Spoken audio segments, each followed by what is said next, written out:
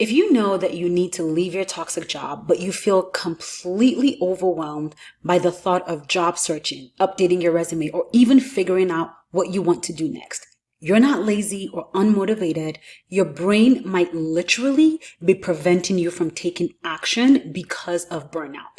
If you watched part 1 of this 2-part video series, you already understand the neuroscience behind why you feel so stuck.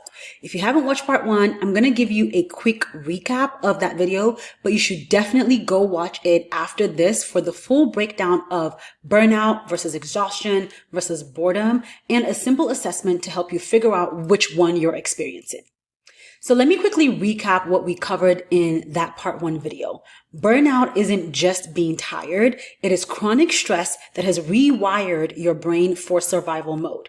Your toddler brain, that back survival brain, has hijacked your whole system, shutting down your grown-up brain that handles planning and decision-making and creativity and future thinking. That's why you can't think clearly about your future when people ask you questions like, what do you want to do next? What are you looking for? Your brain literally cannot access those functions while you're actively burnt out. So in this video, I'm going to show you how to start healing from burnout while you're still working and introduce you to a strategy that can get you out of that toxic environment without the financial risk of making a major career change.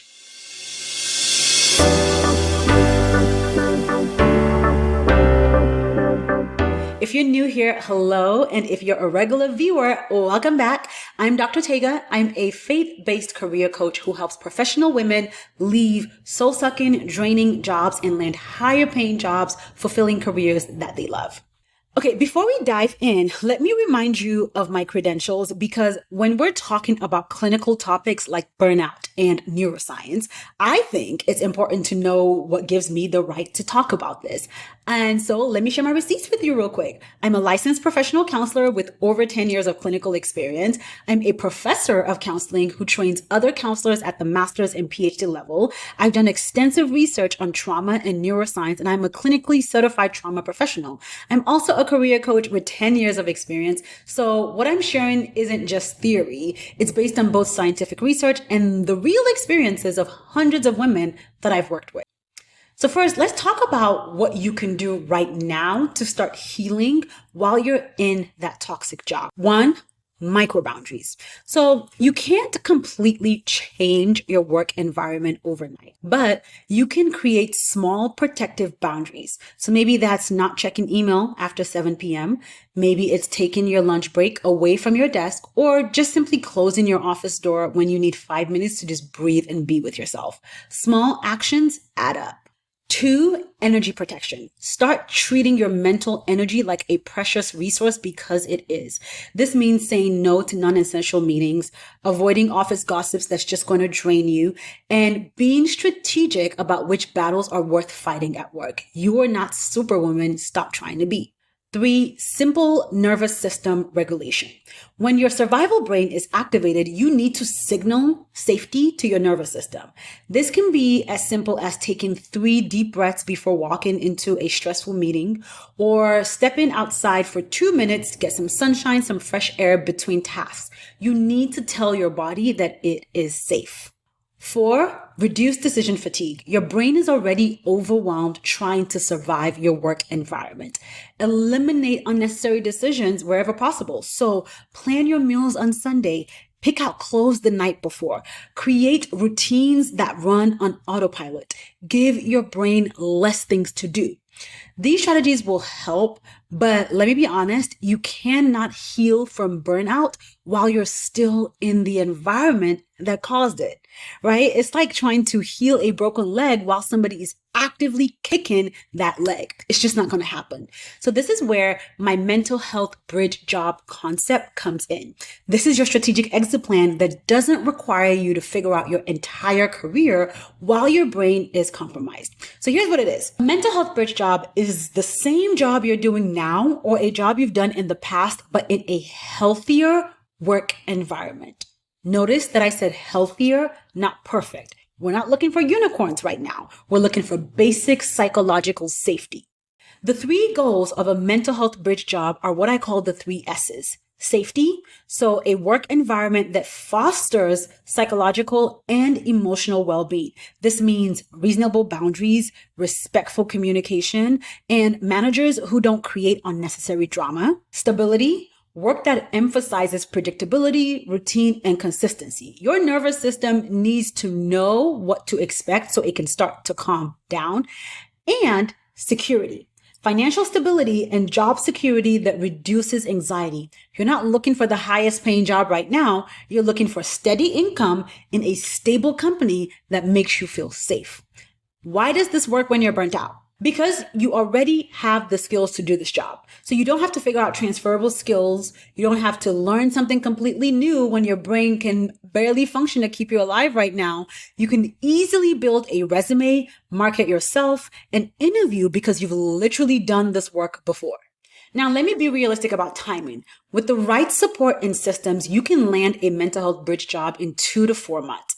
Notice that I said right support and systems.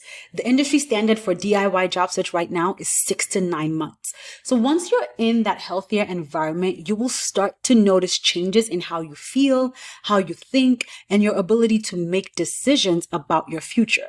So this isn't meant to be your forever job. This is your healing space.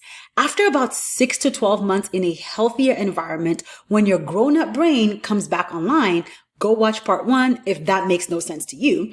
Then you can start thinking about bigger career changes if you want to.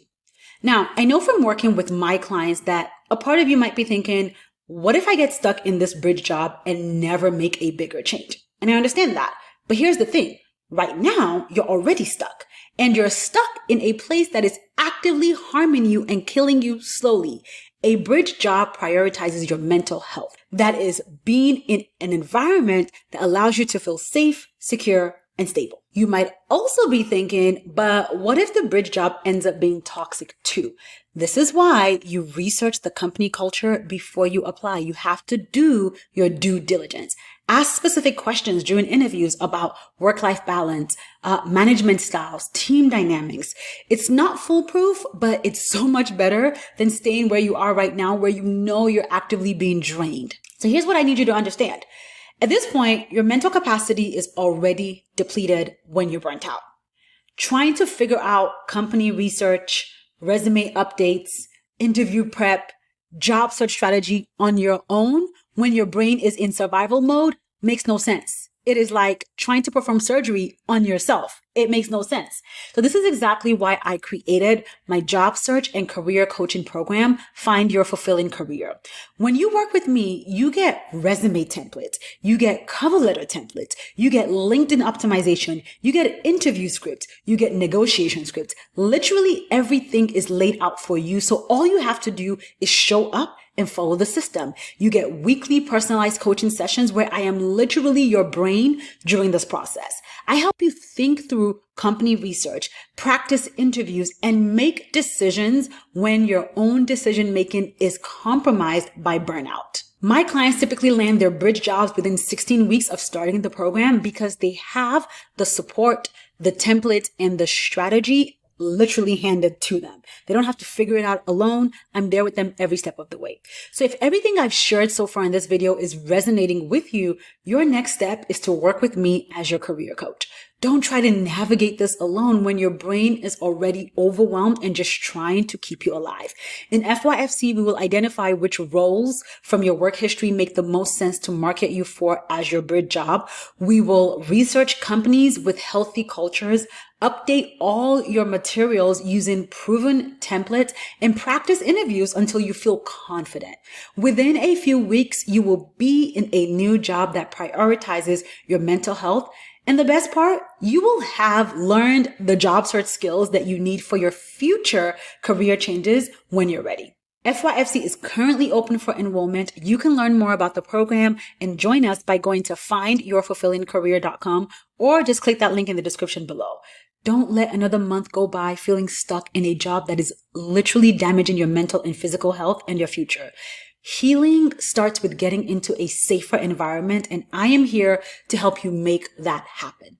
If this video was helpful, make sure to hit the like and subscribe buttons below for more videos about finding a fulfilling career. And if you know someone who needs to hear this message, please feel free to share this video with them. Let's make this message go wide.